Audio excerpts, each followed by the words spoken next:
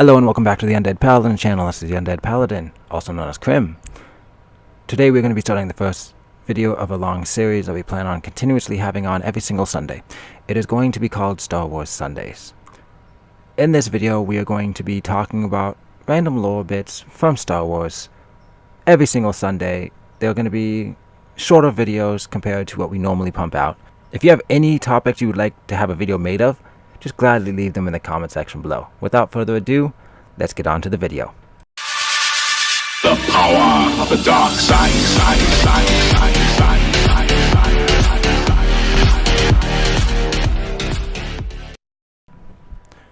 Today's video is going to be on Kamino and the Kaminoans, also known as the Cloners.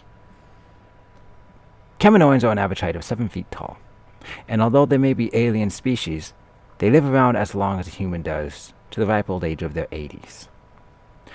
And although they live as long as humans, they mature a bit differently. A Kaminoan is actually considered to be an adult and able to start a family and start reproducing at the age of 11, and will remain in their prime until the ages of 35 to 40 years old. The oldest known Kaminoan that we know of right now is actually a Kaminoan called Kina Ha, who lived for over 3,000 years.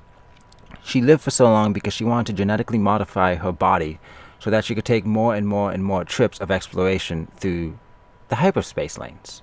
The earliest event that we know of in Kamino is called the Great Flood. It happened around 19,000 BBY. BBY being the before the Battle of Yavin, for any that didn't know. The planet was very similar to our planet of Earth. It actually had quite large land continents, a whole lot of water. We don't know a whole lot about it, but we do know that it did have enough to be considered similar to Earth. But due to the flood, which was caused by climate changing, their land was actually swallowed up, and nothing but the highest mountains were left to survive above the water level. Being scientists that they are, they built the cities above the water.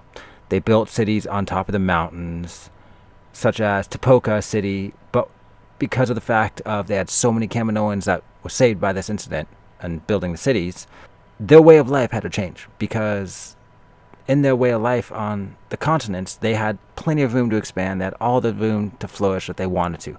Kaminoans are the masters of genetic engineering, genetic modifications, and cloning due to their lifelong struggles to survive on their home planet.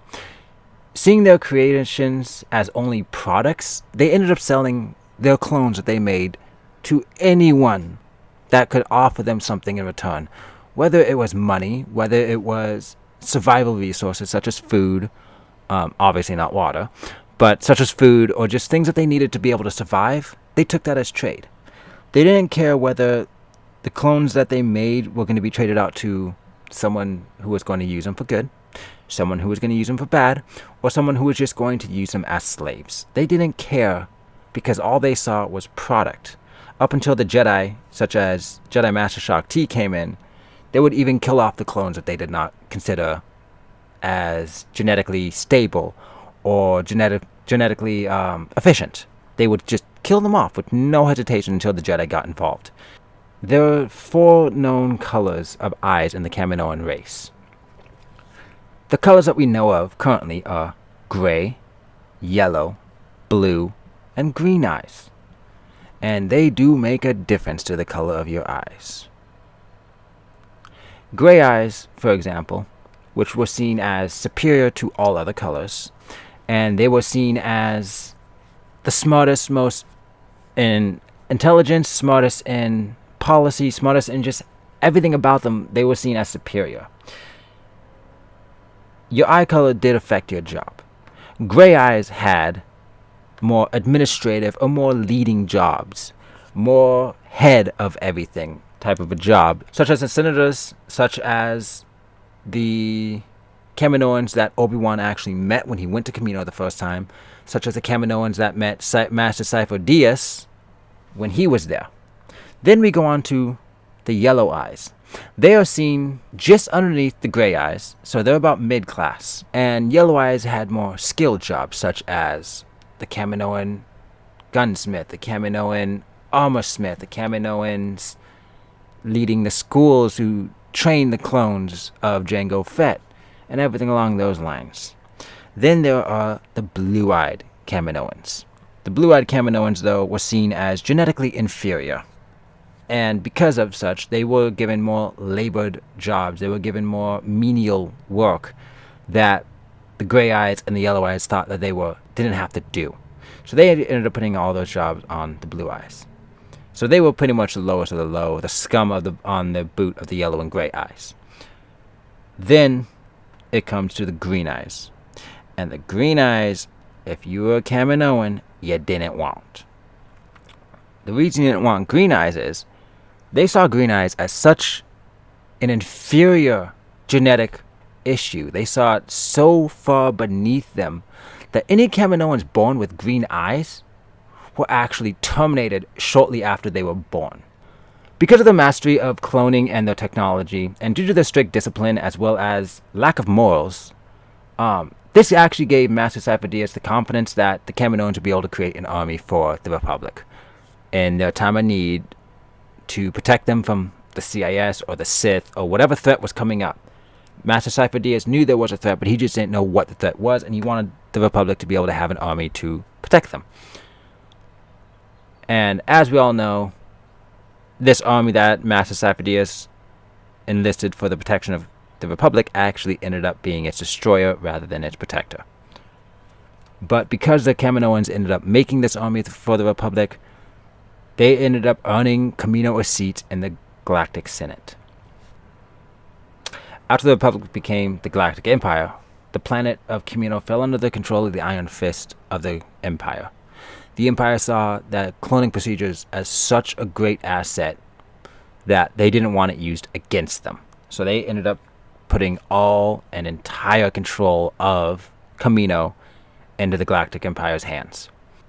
But because they put it all under the Iron Fist and the Iron Tyranny of the Empire, many Kaminoans they weren't used to that. Having someone being their overlord, having the collar put on them rather than putting the collar on their product. And because of that, some Kaminoans actually rebelled against the Empire. They built a clone army in secret, which is now known as the Rebellion Clone Army. Not long after they started this procedure, though, Vader ended up finding out about their plans. Because Vader found out about their plans, he ended up sending the 501st, now called Vader's Fist, in along with Boba Fett to wipe out the insurgents and eliminate all anti-Imperial Kaminoans. After the Battle of Endor, the Empire finally being overthrown with the rise of the New Republic, the leaders of Kamino decided they wanted to join the New Republic Senate rather than staying with the Empire Senate, who they've grown to hate over the years. And during this time, through all of their dark past, and all the things that have been happening to them, they were finally able to flourish, as it changed their superiority towards the other races. They became much less xenophobic, and they became much less self-centered. They even helped out and had a huge helping role when fighting the Ujong Vong. And those are 7 facts about Kamino and the Kaminoans. We hope you enjoyed this content for this video. We're going to be having videos such as this every single Sunday, different lores that we're going to be talking about. The next video that will be coming up is we're going to actually continue off of this topic, which is going to be talking about the Grand Army of the Republic and the clones that the Kaminoans actually made, and how that had a huge role in changing the entire galaxy as we knew it. One simple planet changed everything in the galaxy. For better or for worse, that is up to you. May the Force be with you, and as always, have a great day.